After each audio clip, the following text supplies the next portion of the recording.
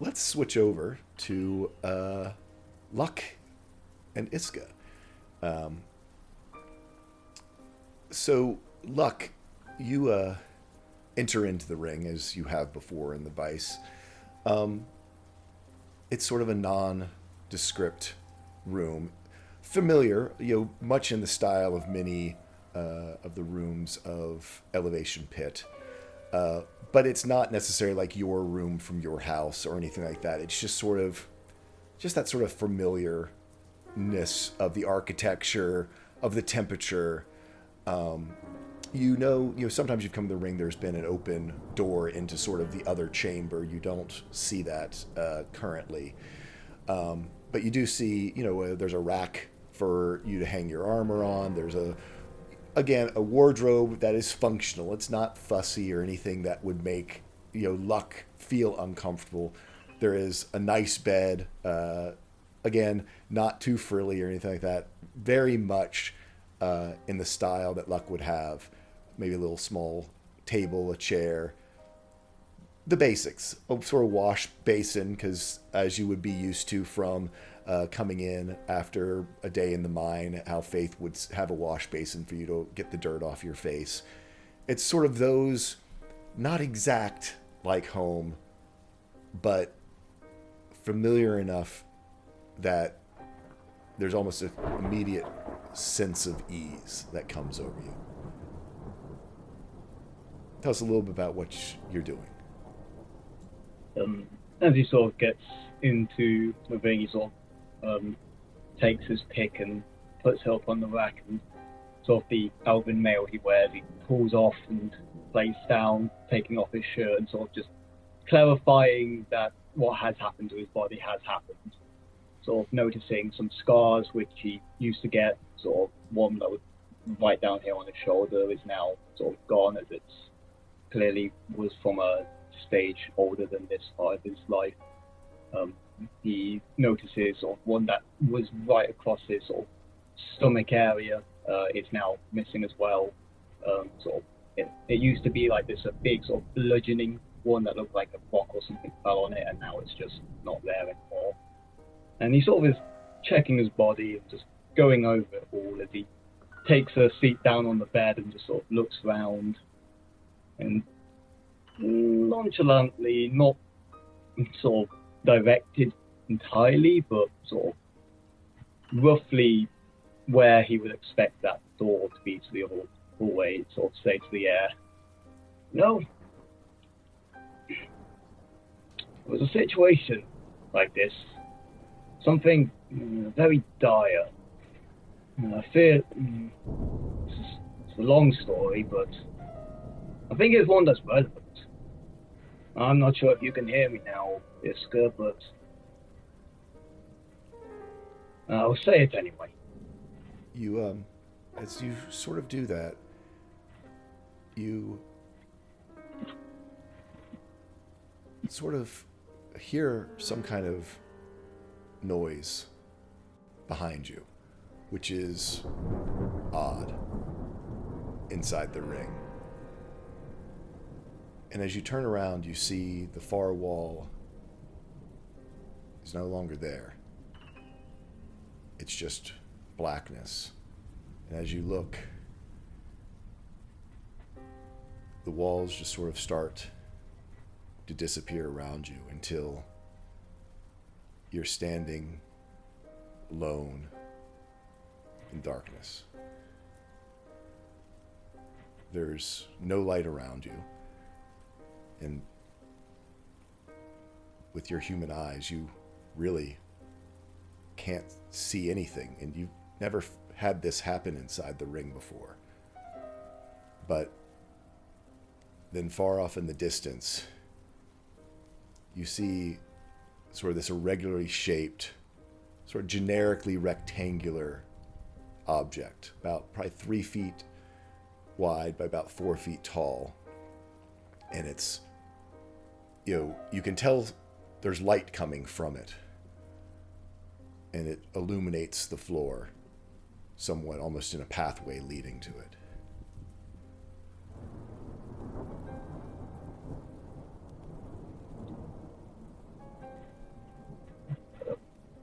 Hello? As you sort of speak, it seems like it's coming toward you. You almost can't tell whether you're walking towards it or whether it's coming closer and closer. And you see clearly, really, as you were sort of examining yourself before,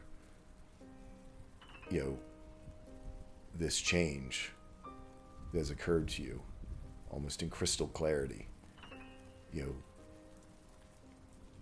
Where you were last night, 45-year-old man, you see this 22-year-old face looking back at you. Describe me what 22-year-old Luck looked like. Back then, he had not as long hair, it was sort of round his chin area. It would be normally sort of smoothed back the best he could, still sort of normally tied up. His eyes were sort of heavy with, long hours of work and stuff, a lot more lightened up. The harsh scars that sort of were deep and many that sort of were clear would either be gone or either fairly recent or just gone.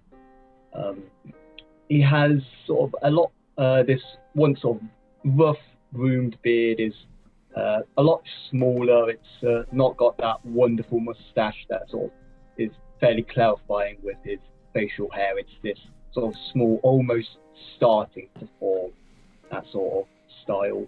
And he sort of this three scars that sort of would strike across his whole face, which was sort of old and have set in deep, are now fairly recent and are sort of still raw and would look like it would still cause pain if sort of touched too harshly.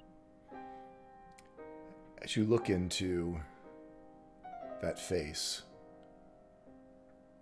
there's this weird disconnect that begins to form as your eyes drift to this younger body, but is not the same form that you had when you were that age even. You are nearly 6-8 inches taller. You are much more heavily built. And there's almost this sense of vertigo that comes over you as you suddenly stop feeling connected or recognize that body. Luck, I need you to make a sanity check.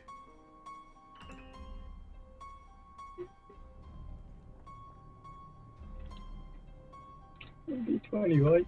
D20.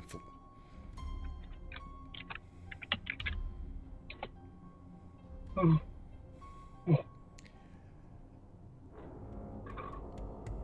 You recognize this face. It's that same weird feeling that you had on the midway when you were walking on Mims.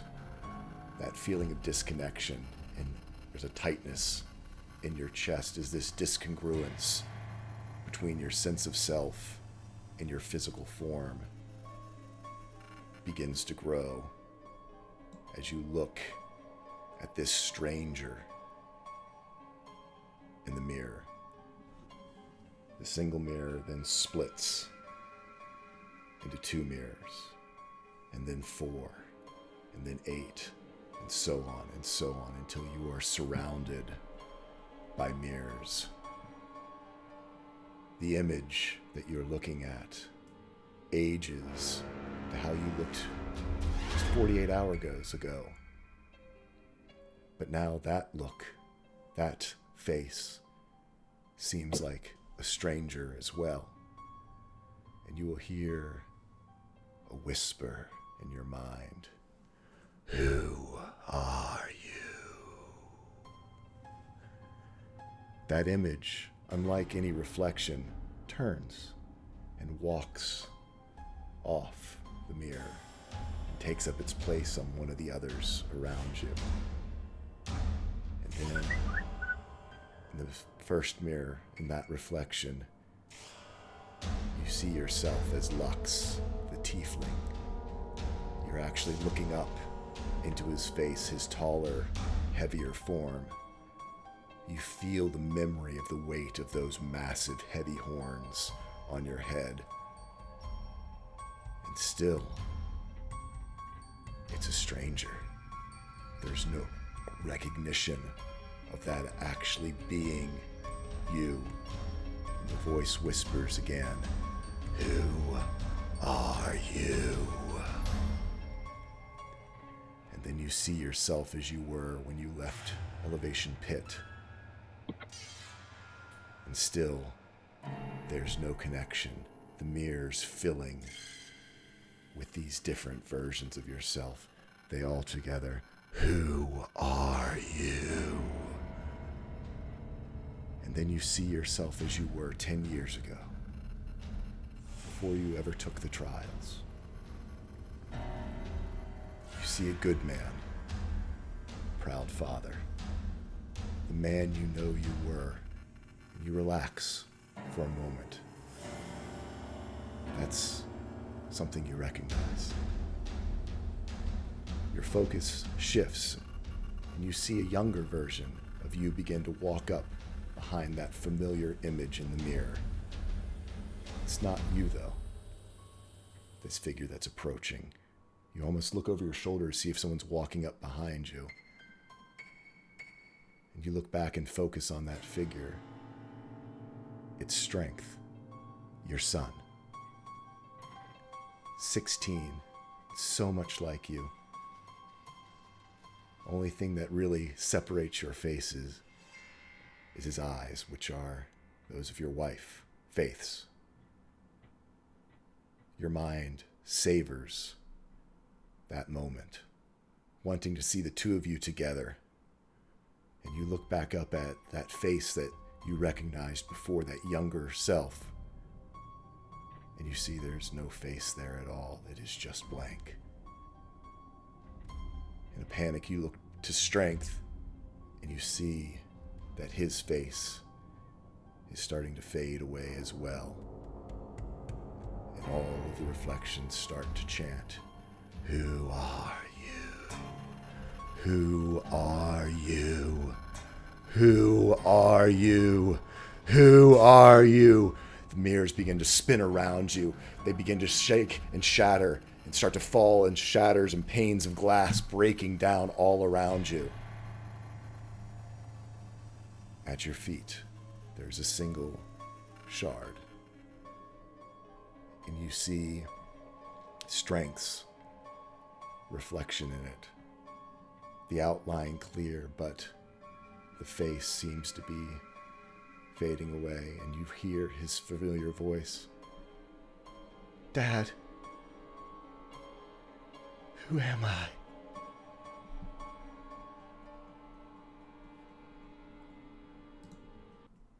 We're going to cut over to